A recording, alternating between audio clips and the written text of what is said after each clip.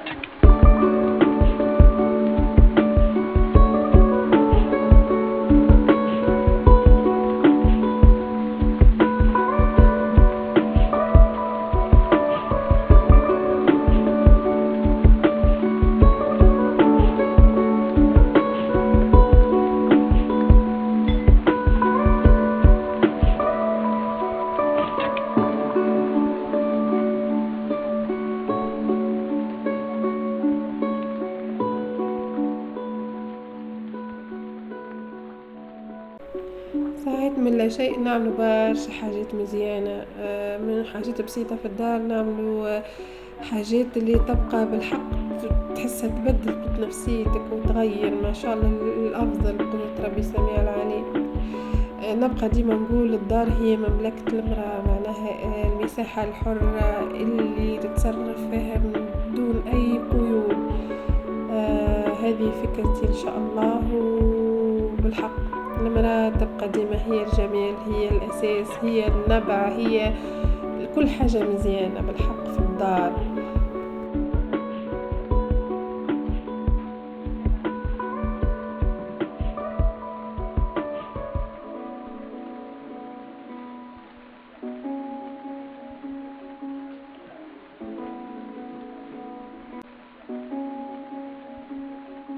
لهنا ان شاء الله تحدثت معكم المحمصة ان شاء الله.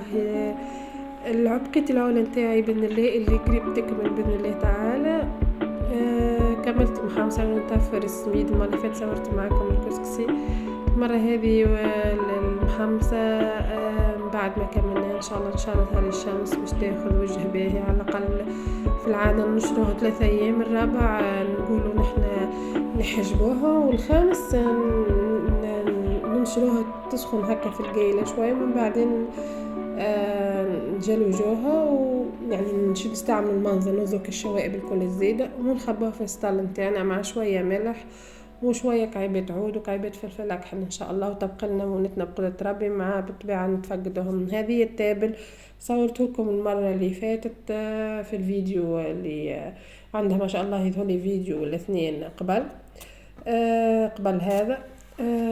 حطيتها للشمس ان شاء الله يسخنوا لي شوي باذن الله تعالى، وباش نبعثهم ان شاء الله للطاحونه كنجي نخبى بقدرة ربي السميع العليم نوريه لكم.